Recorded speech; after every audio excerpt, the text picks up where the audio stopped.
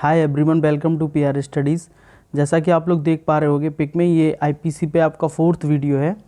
इससे पहले 3 वीडियो आ चुके हैं। जिसने भी ना देखे हों तो आईपीसी का वो 3 वीडियो ज़रूर देख लें। और जो लोग भी वीडियो देख रहे हैं, सपोर्ट कर रहे हैं, उनके लिए थैंक यू। हम लोग आज 83 के बाद की बात करेंगे। उन 3 वीडियो में हम लोग 83 कवर किया था। सामान्य अपवाद चल रहे हैं, उसके आगे हम लोग आज कवर करेंगे। तो बिना देरी किए हम लोग अपना वीडियो शुरू करते हैं। जैसा कि आप लोग स्क्रीन पे देख पा रहे होंगे, आज हम लोग जो है सामान्य अपवाद में ही आगे की जो धाराएं हैं उन पे बात करेंगे। तो आज जो हमको धाराएं पढ़नी है वो हैं 84, 85 एंड 86। 84 में आपके विकृतचित व्यक्ति का कार्य दिया गया है, इसको आप समझ सकते हैं, पागलों के द्वारा किया गया कार्य। और 85 में अनैच्छिक मत्यता है और 86 में आपकी ऐच्छिक मत्यता है। तो इन धाराओं को हम बहुत डिटेल से पढ़ेंगे। यूपीएसआई के पॉइंट ऑफ व्यू से तीनों धाराएं बहुत इंपॉर्टेंट हैं, तीनों से क्वेश्चन आ चुके हैं और हम लोग इसको बहुत अच्छे से समझने का प्रयास करेंगे। तो चलिए बिना देरी किए हम लोग आगे बढ़ते हैं। आज हम लोग को सबसे पहली जो धारा है आपकी 84, उस पर समझना है। देखो 84 में क्या है, विकृतचित व्यक्ति का कार्य। जैसा कि आप लोग स्क्रीन पे देख पा रहे हो, विकृतचित व्यक्ति का कार्य। विकृतचित से व्यक्ति से मतलब है कोई ऐसा व्यक्ति जिसकी मानसिक स्थिति क्या है, ठीक नहीं है। तो ऐसे व्यक्ति के द्वारा अगर कोई अपराध किया जाता है तो उस अपराध को अपराध नहीं माना जाता। आप पूरी बात पढ़ेंगे तो समझ पाएंगे। कोई बात अपराध नहीं है जो उसे करते समय चित्त विकृत के कारण उस कार्य की प्रकृति, यहाँ समझना जरूरी है, प्रकृति की बात कर रहा है, या है कि जो कुछ भी वह कर रहा है वह दोषपूर्ण या विधि के प्रतिकूल है, यह जानने में असमर्थ है। तो हम इसको अगर और अच्छे से सिंपल भाषा में समझना चाहें तो आप ऐसे समझ सकते हो, कोई ऐसा व्यक्ति जिसकी मानसिक स्थिति ठीक नहीं है और उसको ये एहसास नहीं है कि वो जो कार्य कर रहा है या जो भी कार्य कर रहा है उसकी या जो अपराध कर रहा है उसकी प्रकृति क्या है, मतलब वो किस टाइप का अपराध कर रहा है, और उसको ये तक ज्ञान नहीं है कि ये जो मैं कर रहा हूँ ये विधि के यानी कि लॉ के हिसाब से कानूनन अपराध है, उसको इस चीज़ की जानकारी नहीं है।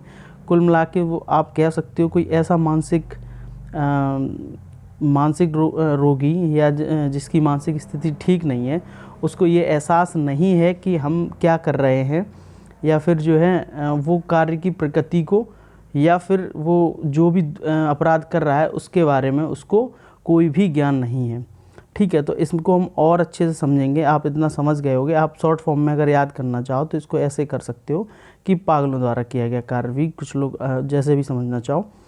ठीक है, तो इसका एक एग्जाम्पल हम लेते हैं, मैकनॉटन का मामला। तो मैकनॉटन के मामले में क्या होता है कि मैकनॉटन जी ने जो है पागल जो विकृतचित व्यक्ति हैं इनको बारे में थोड़ी सी मतलब डिफ़ाइन किया है इस चीज़ को कि कौन लोग जो है इस श्रेणी में आएंगे।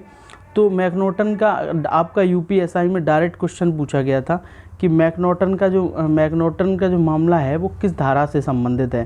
तो आप इसका सीधा आंसर लगा दोगे, धारा 84 से संबंधित है। ठीक है, अब ये जानने का प्रयास करते हैं कि मैकनॉटन साहब ने क्या बोला था। तो देखिए, मैकनॉटन से मतलब ये था कि इन्होंने ये कहा था कि विकृतचित्ता का तात्पर्य विधिक विकृतचित्ता से है। बोलने में थोड़ी सी दिक्कत आती है। देखिए, मतलब अगर कोई व्यक्ति, अपनी सिंपल भाषा में समझना चाहो तो, अगर कोई व्यक्ति ये मानसिक रोगी है, मान लो मानसिक तौर से ठीक नहीं है, तो उसको मतलब उसके उस चीज़ का प्रूफ होना चाहिए, मतलब साइंटिफिकली उस चीज़ का प्रूफ होना चाहिए कि वो व्यक्ति मानसिक रोगी है, उसकी विधिक विकृतचित्ता होनी चाहिए। समझ रहे हो आप?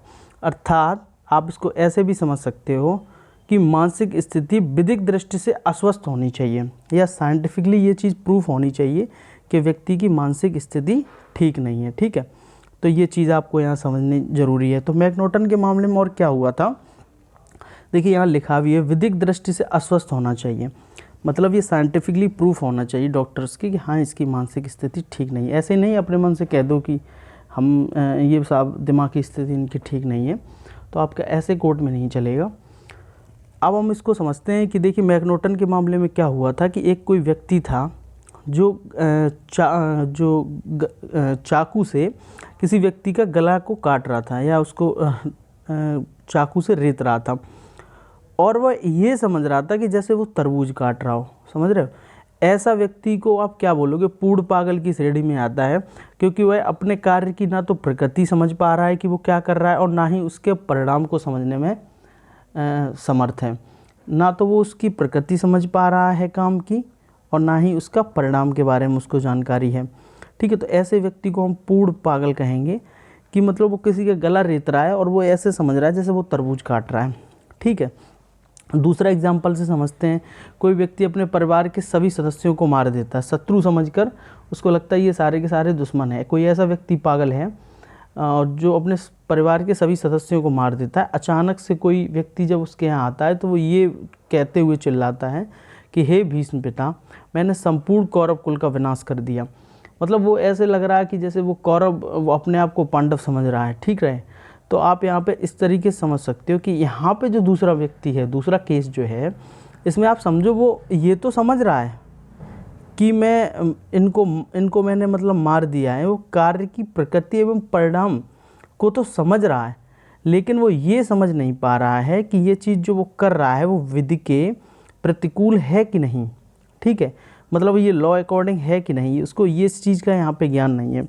तो अगर इस धारा में आप और शॉर्टली समझना चाहो तो यही मामला हो सकता है कि अगर कोई ऐसा मानसिक रोगी है जो कार्य की ना तो प्रकृति को समझ रहा हो, या प्रकृति या परिणाम को समझ भी रहा हो, लेकिन उसके विधि के प्रतिकूल है कि नहीं है ये ना समझ रहा हो, तो ऐसे व्यक्ति को क्या बोलेंगे हम, पागल की श्रेणी में विकृत व्यक्ति का कार्य माना जाएगा ये। और ऐसा कोई बात अपराध नहीं है जो विकृत व्यक्ति के द्वारा की जाती है। उम्मीद करते हैं आपको ये समझ में आया होगा कि ये है क्या। आप इसको और आसान भाषा में बस यही समझ सकते हो कि भाई कोई भी मान लो कोई व्यक्ति जैसे किसी का गला काट रहा है और वो उसको समझ रहा है कि मैं तरबूज काट रहा हूँ, तो इसको क्या है, ये पूर्णतः पागल है। और अगर ये साइंटिफिकली प्रूफ हो जाता है तो क्या हो जाएगा फिर, मतलब उसको अगर द्वारा जो अपराध किया जा रहा है उसमें क्या है, वो बात अपराध नहीं मानी जाएगी। ठीक है, चलिए हम लोग इस धारा को, उम्मीद है आप लोग समझ गए होंगे। नेक्स्ट धारा पे चलते हैं, धारा 85। देखिए इसको हम शॉर्ट फॉर्म में बोल देते हैं अनैच्छिक मत्तता। इसको हम बोल देते हैं शॉर्ट फॉर्म में अनैच्छिक मत्तता। इसका पूरा कोटेशन पढ़ लेते हैं कि क्या है।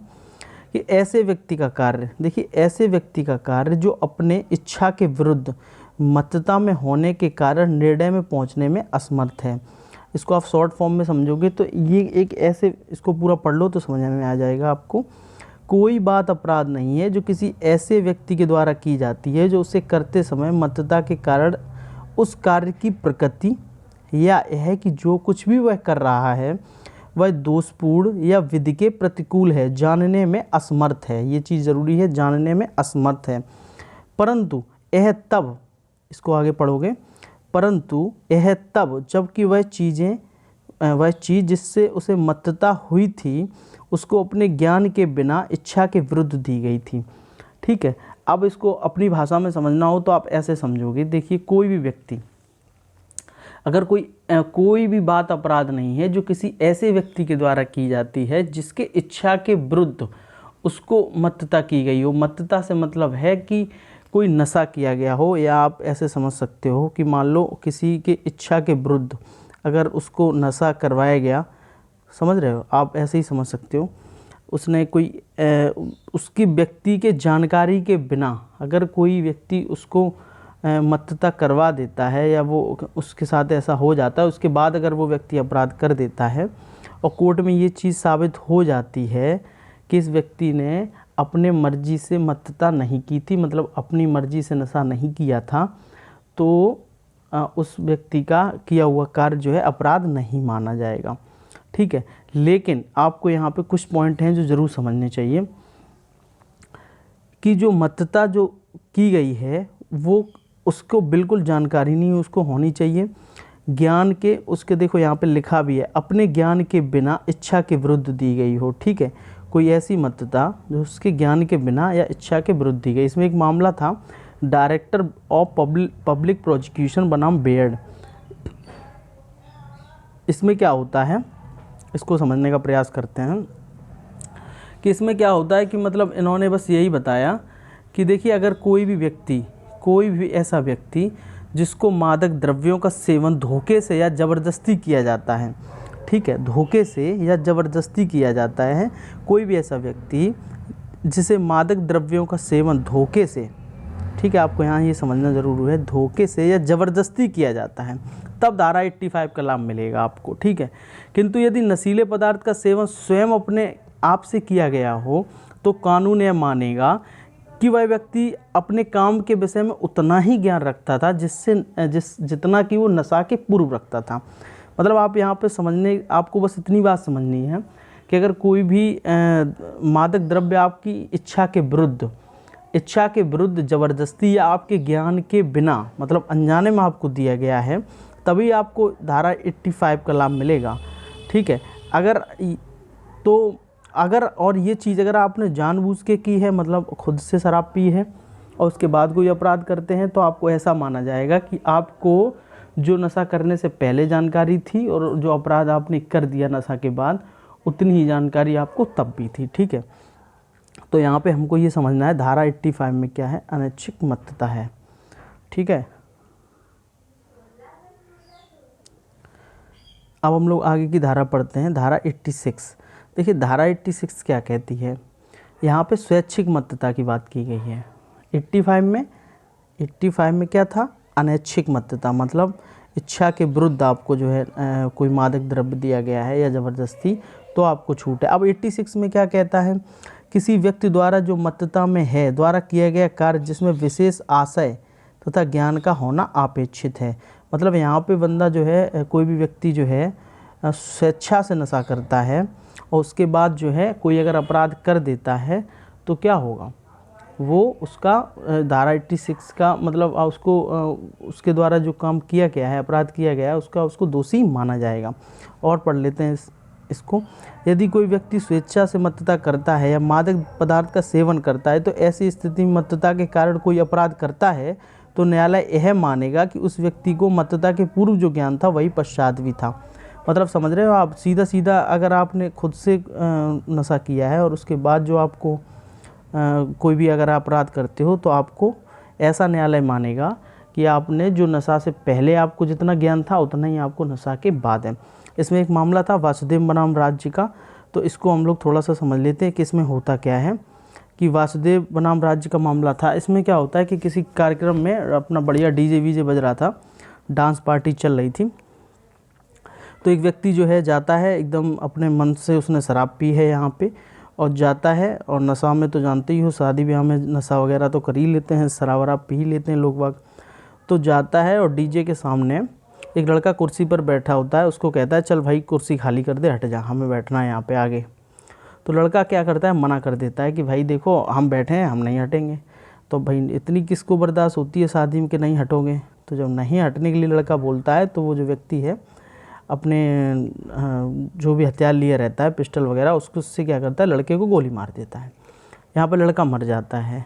तो न्यायालय ने इस अभियुक्त, जब ये मामला कोर्ट में पहुँचता है तो न्यायालय ने यहाँ पे बताया कि जो अभियुक्त है, इसमें जो अभियुक्त ने नशा अपनी इच्छा से किया था, उनके द्वारा पक्ष रखा गया कि भाई व्यक्ति नशा में था इसलिए गोली चल गई और मतलब जो है व्यक्ति की मृत्यु हो गई।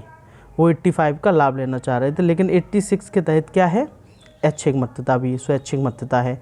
तो न्यायालय ने उनकी दलील को ये कहते हुए खारिज कर दिया कि अभियुक्त ने नशा अपनी मर्जी से किया है, अभियुक्त को पूर्ण ज्ञान था कि जो कुछ भी वह कर रहा है वह गलत है, अतः इसमें कोई भी बचाव नहीं मिलेगा। साहब इनको क्या हो गई, सज़ा हो गई।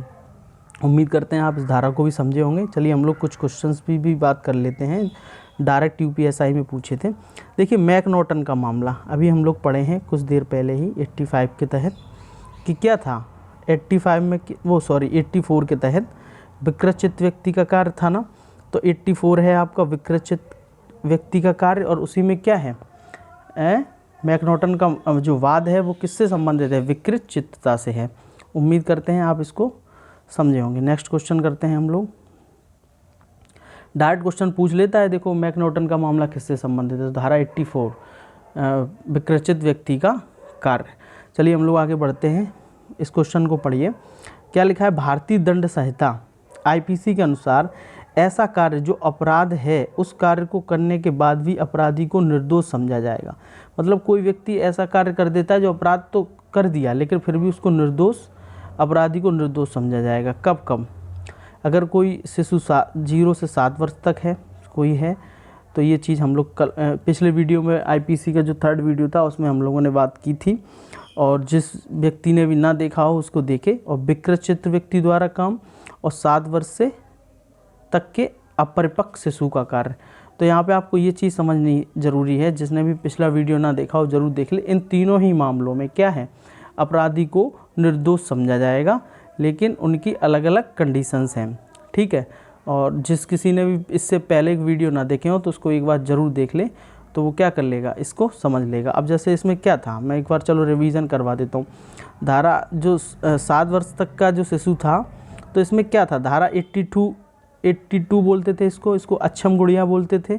विकृत चित्त व्यक्ति 84 है, विकृत चित्त व्यक्ति, इसको भी लाभ है अगर ये साइंटिफिकली अगर ये प्रूफ होता है कि व्यक्ति की मानसिक स्थिति ठीक नहीं है तो। और 7 से 12 वर्ष तक के बच्चों, ये क्या था, धारा 83 हुई थी, ये अपरिपक्व शिशु होता है। ये मैंने आपको पिछले वीडियो में बताया है, उम्मीद करते हैं आप लोग वीडियो देखोगे समझ जाओगे। नेक्स्ट क्वेश्चन करते हैं, कौन सी धारा विकृत चित्त व्यक्ति के कार्य को अपराध नहीं मानती? तो विकृत चित्त व्यक्ति का कौन सी धारा में था, धारा 84 अभी पढ़े हैं। अनैच्छिक मत्तता, मतलब आपके इच्छा के विरुद्ध अगर किसी ने आपको मादक पदार्थ या नशा करवाया है तो वो किस धारा में है, धारा 85। ये चीज़ अभी पढ़ी है तो आप लोग समझो, डायरेक्ट क्वेश्चन पूछा है। अब देखिए स्वैच्छिक मत्तता किस में दी गई है, स्वैच्छिक मत्तता धारा 86 में। ठीक है, डायरेक्ट क्वेश्चन पूछता है यूपीएसआई में कि स्वैच्छिक मत्तता कहाँ बताई गई है, तो धारा 86, और अनैच्छिक मत्तता 85 में। ठीक है, आगे बढ़ते हैं हम लोग। आ की दुश्मनी, नेक्स्ट क्वेश्चन देखते हैं। ये आ की दुश्मनी बा से थी। ठीक है, आ ने एक दिन शराब की दुकान पर जाकर खूब शराब पी और अपनी राइफल से गोली चलाकर बा को जान से मार दिया। आ ने क्या अपराध किया? देखिए यहाँ पे शराब उसने क्या की है, अपने मर्जी से पी है, किसी ने उसको पिलाई नहीं, किसी को ज़बरदस्ती नहीं की, अपने मर्जी से पी है। उसके बाद उसने जो है किसी की हत्या की है, तो हत्या का जो मामला होता है 302 में आता है। तो धारा 302 आईपीसी का अपराध किया है क्योंकि शराब स्वेच्छा से पी है। उम्मीद करते हैं आप इन क्वेश्चंस को समझे होंगे। ठीक है, और क्वेश्चन कर लेते हैं। एक मत व्यक्ति को बचाव का लाभ प्राप्त होता है। मत व्यक्ति का मतलब जो व्यक्ति नशे में है, ठीक है, या फिर वो जिस व्यक्ति ने, जो मत का मतलब है आप नशे से समझ सकते हो। अब इसको पढ़ते हैं। अगर नशे वाली व्यक्ति है तो नशे वाली धारा में आएगा। देखिए, जब अनैच्छिक मत्तता हो, स्वैच्छिक मत्तता तो होगी तो सज़ा हो ही जाएगी। वयस्क से मतलब है नहीं, 7 वर्ष से कम से कोई मतलब है नहीं, ये तो अक्षम गुड़िया होती है। अनैच्छिक मत्तता, जब वो नशा उसकी अनजाने में या ज़बरदस्ती उसके साथ करवाया गया हो, तब उसको जो है बचाव मिल जाएगा आपको। तो उम्मीद करते हैं आपको ये धाराएं समझ में आई होंगी, और इनको थोड़ा सा पढ़ लो। और जिन लोगों ने भी वीडियो ना देखा हो पुराने वाले, वो ज़रूर देख लें। ठीक है, तो उम्मीद करते हैं आपको ये वीडियो पसंद आएगा, और वीडियो को ज़्यादा लंबा ना करते हुए जो लोग भी सपोर्ट कर रहे हैं उनको थैंक यू बोलना है। ठीक है, जय हिंद। तैयारी आपकी अच्छी चल रही होगी, उम्मीद करते हैं। यहीं पे अपनी बात को ख़त्म करते हैं। जय हिंद।